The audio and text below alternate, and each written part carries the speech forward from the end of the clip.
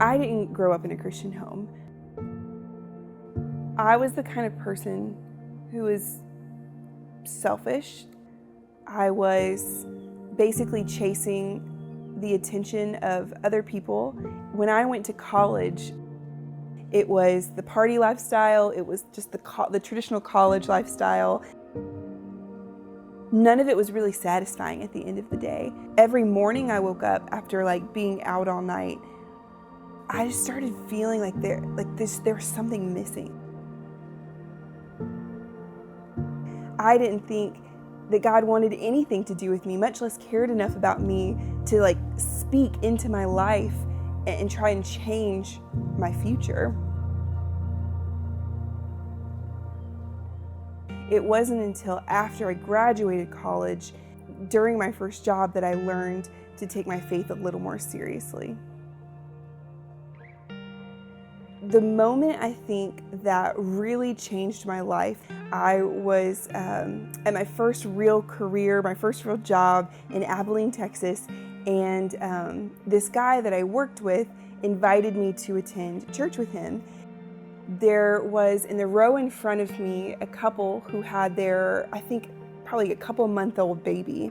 So when this baby was looking at me and I heard God speak to me, I knew exactly what he meant. I was seeing someone at the time, someone else. We were just not being careful, and I was just still being reckless with all my decisions. And I heard God say, if you don't stop, even just one more time, if you do it one more time, this is gonna be you. And it hit me so hard that I literally just burst into tears. There's not many times I can point to in my life where I can see there was a clear fork in the road, that God just placed me on a different road. From that moment forward, I started to live in a completely different way. A couple months later, I was baptized. The trajectory of my life changed forever. We're going under the text to try and figure out who is this man that this gospel is all about. Hearing God's voice in those moments along the way in our relationship, and certainly as we moved into engagement and then life beyond, was such a different kind of direction that it had to be a God thing, and it had to be just hearing his voice in one of the more clear and recognizable moments of my life.